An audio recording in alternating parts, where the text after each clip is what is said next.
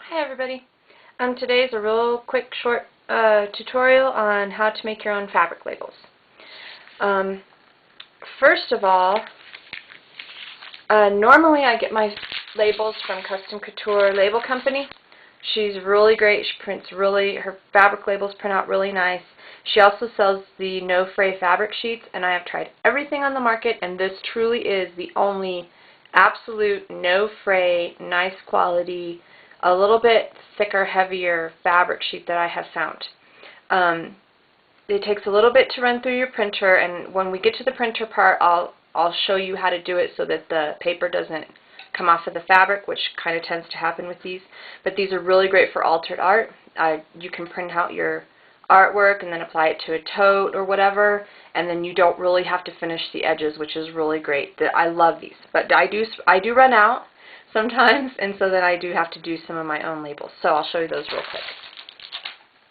Okay, first of all, you're going to need freezer paper, and just any freezer paper will do. I usually get mine in bulk from the butcher, or you can also find it at Walmart or Target or any of those kind of stores too. Make sure you get the kind that, I don't know if you can see it, but it has the wax on one side.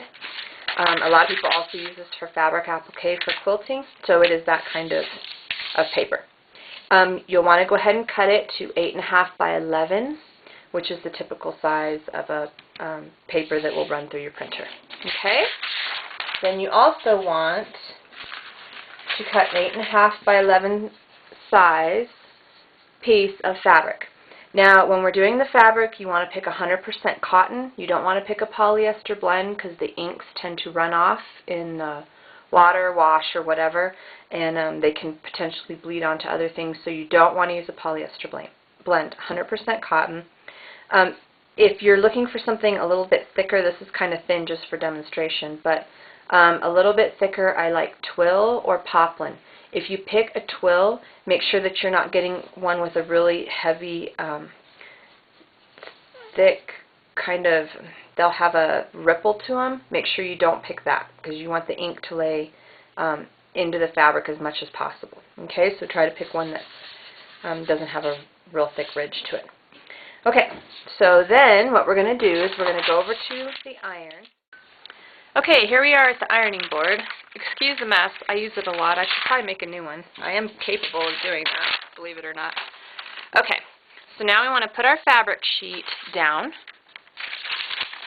and then we want to put our wax paper on top of it, line it up. Wax side goes down to the fabric. Okay? And then you're just going to start in the middle and just kind of press it down. My iron is fairly hot. It's like maybe a medium-high wool blend. And you just want to make sure that you use some pressure and work it in there. Don't overheat it because the wax will come off the paper won't stick anymore. But just make sure you get this edges really good. Okay? Just like that.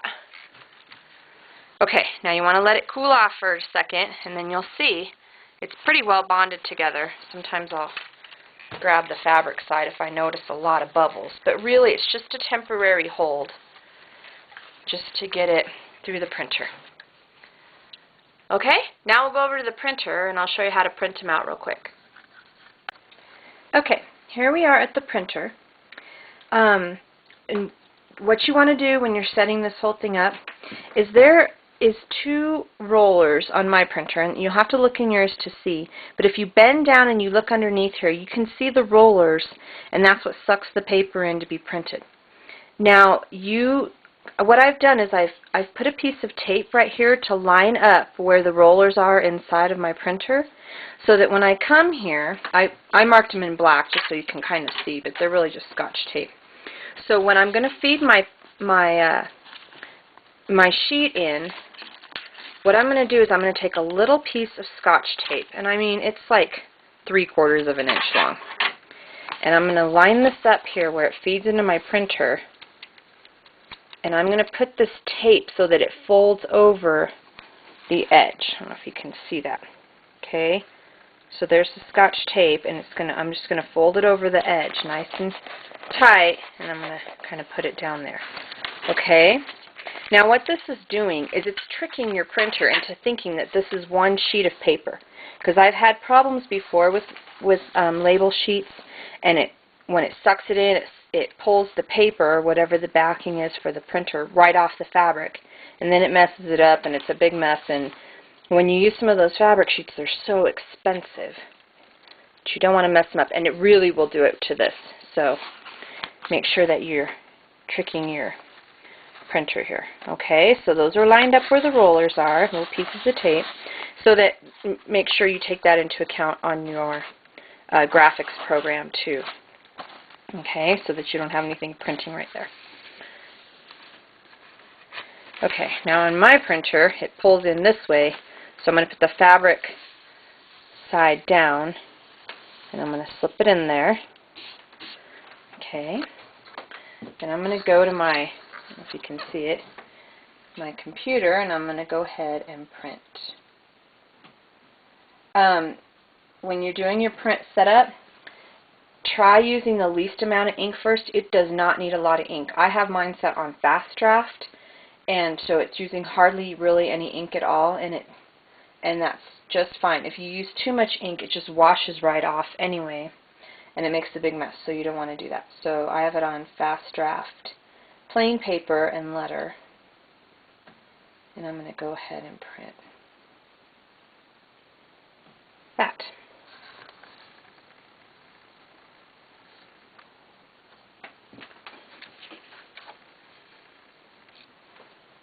Eventually. Like sometime today. And there it goes.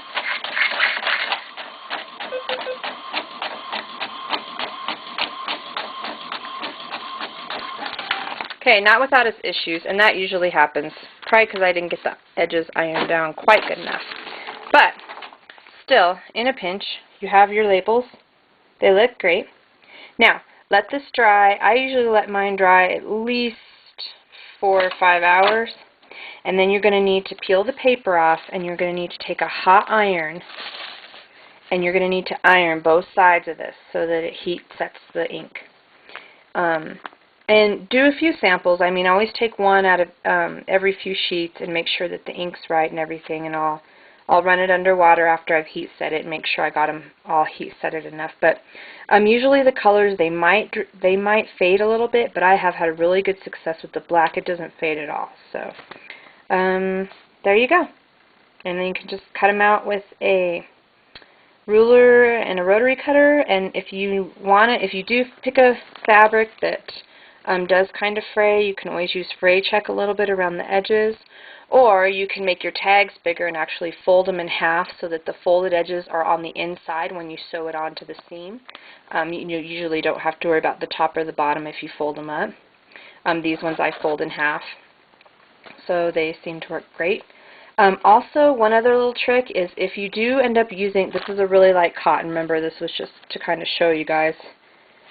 So this is a really light cotton, and I don't usually use anything this light. But also what you can do is if you can cut your 8.5 by 11 sheet just off the grain a little bit, that also helps with fraying, and they don't seem to fray quite as bad either. So if you have something like this, try cutting off the grain a little bit. There you go. So good luck, and hope your stuff comes out.